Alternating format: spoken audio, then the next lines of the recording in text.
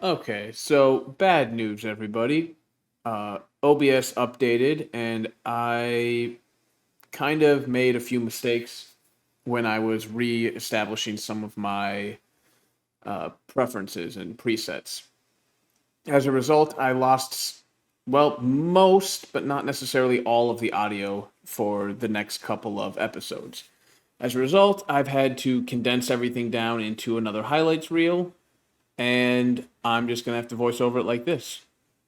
So, once again, apologies, but life goes on, I guess. So, as you can see here, we lead off with the poison, what are they called?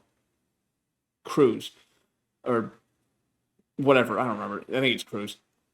Either way, leading off this was going to be the first thing we did, anyways. So, not much to say here. This actually turned out to be pretty simple. We waited out the sucker punches from the Scun tank with a steel dark type and just set up sword stance on Poniard, which let him go through that without taking a single hit. Unfortunately, I didn't feel confident that he could take the bulldoze from the follow-up Pokemon, which is why we had Gyarados go through the one thing and the muck. And now we're trying to figure out how we want to get through the the main Starmobile thing here. And it's pretty much down to partially the elephant here. As you can see, it takes a little bit more damage than I would like, Eviolite included. Just actually no, this is we forgot. No, he does have Eviolite. This was not the spoiler alert, a future one where I forgot to equip items properly.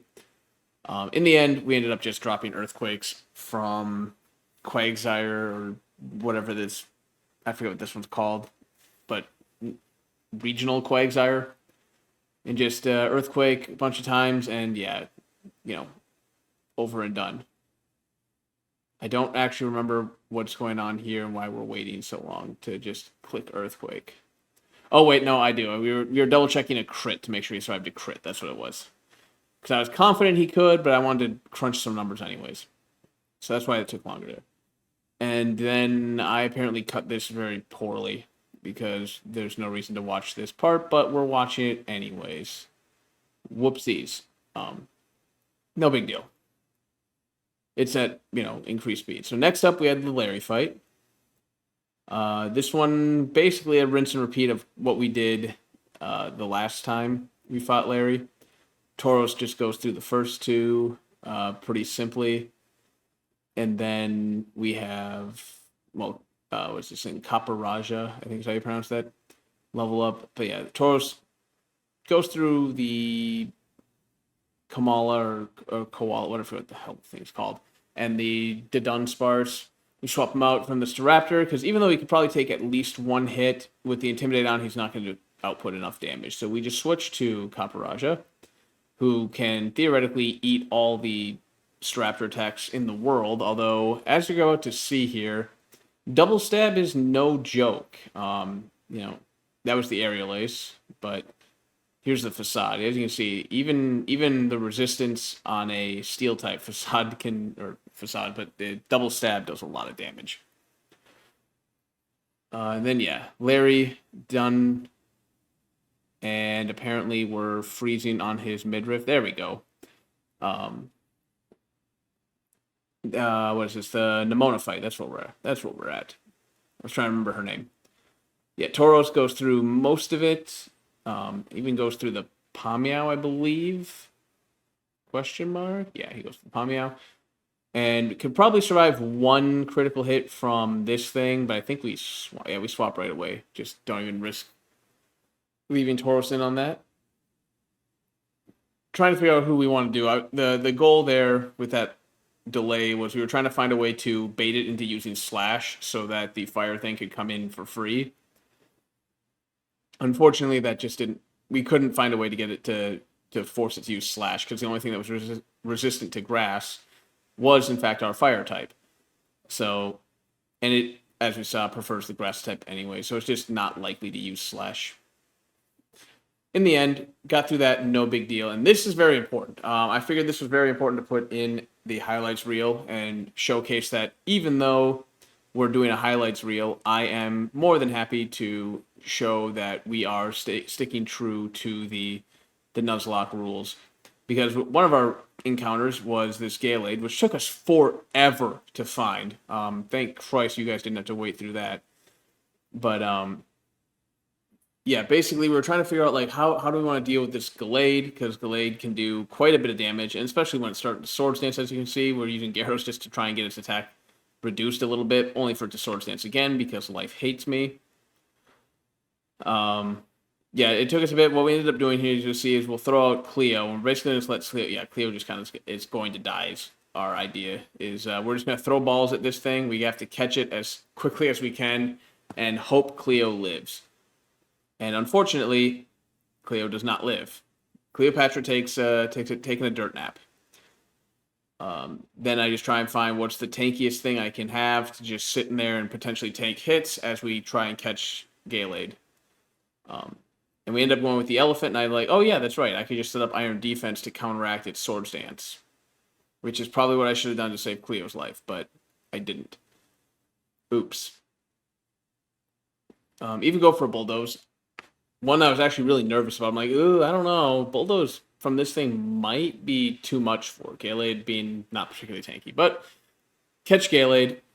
And so a pretty fair trade in my opinion, losing Pamio or whatever the hell the thing's called for Galeade. Pamio's kind of not that great. It's kind of like, okay, I guess type of a thing.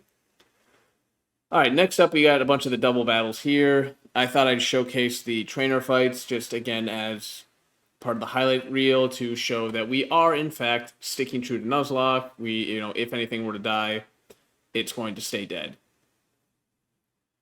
I really don't know what else to say here other than I kind of misplayed a little bit on the leveling with Grimmsnarl there. He wasn't supposed to evolve at that fight. He was supposed to evolve at the end of the this dude, whoever the guy in the tank top is. But yeah, I screwed up his leveling, and so he leveled up at the first fight, which is fine. It just means he can't gain a level in this fight, or he'll become illegal for the what's her name? Give me a second. Rhyme fight. Good news, I'll just spoil it right now. He didn't overlevel the Rhyme fight, so he actually gets to make it into the Rhyme fight. This is really funny though. I'm always so scared of the Drifblim exploding because that's what I assume it's meant to do, is just to go boom and the Sableye immune. And it opts for a stockpile. And I was like, okay, well, now I really don't know what to expect or what to do here. So we I don't know, like we kind of like freaking out here. I'm trying to figure out like, how do I save lives? How do I what do I do to get around the Drifblim now just bulking up with stockpile, Sableye slowly killing Miss Magius, not Miss Reeves, Miss Magius. And in the end, I'm just like, well, I think Grimmsnarl can survive one explosion. So we swap him back in, thinking he can do it, and well, the Drifblim doesn't explode at all. So hey, didn't have to worry about that. That was kind of cool. And then we're just bringing in. We're trying to. The Strapper swap was literally just to dilute the XP so that Grimmsnarl didn't overlevel for the gym leader. And it was probably honestly exactly what we needed, because he just about leveled up without that, even with that switch. So without it, he probably would have leveled up. So then we get to the actual gym leader fight here. I probably could have cut this a little better, but whatever. It's fine. It's 500% faster. You guys can deal with it. So here comes the actual fight, and the reason we're all here. Eventually. There we go. Maybe. Holy shit, there's a lot before the fight. Okay, now we get to the fight. So yeah, we're leading what I think is going to be our solution to the Mimikyu, just Shadow Claw to break, and then Shadow Claw to kill is the goal here. Meanwhile, Grimmsnarl is just going to be taking out everything on the side.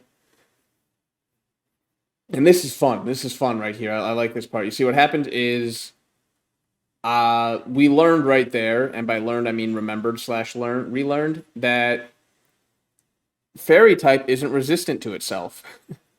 So Fairy Dark is weak to Fairy. And Houndstone's Play Rough is enough to kill Grimmsnarl there in that situation, which Yeah, we lost Grimmsnarl. Quite unfortunate, in all honesty. We were not ready for that. So yeah, unfortunately, in the episode you guys semi missed in the sense that you didn't get to watch it happen with our live commentary. Is the episode where everyone starts to die. So apparently I shouldn't do these highlights is what I'm getting. Well, okay, admittedly we don't really plan on doing a highlight episode, but yeah, so then we have the Titan fight. Gyarados kind of sweeps through that, no problem. I forget what move we were looking for. Oh, we were shadow balling Miss Magius. That's what it was.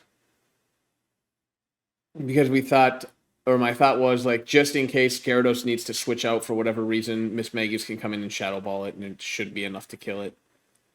But as we're about to see, Gyarados does just fine, and we don't have to worry about switching to Miss Magius for a finishing blow. So that brings us to the next and final section, which is just a small little bit of catching here. We have rolled Flareon for the route outside of the Psychic Gym. And I was going to switch here to Miss Magius, because my thought process being Miss Magius can drop something like Psybeam, and it's not going to do a whole lot to Flareon, so I can just, kind of chip its HP away. Unfortunately, as you're starting to see, Flareon does a fair bit of damage, and I get stuck in Fire Spin. And as a result, Miss Magius also re-dies. Because, again, I don't know, it's a ghost. But we do get Flareon, so I don't know, I guess small victories, huh? I don't know if losing Miss Magius is worth a Flareon, but we got a Flareon.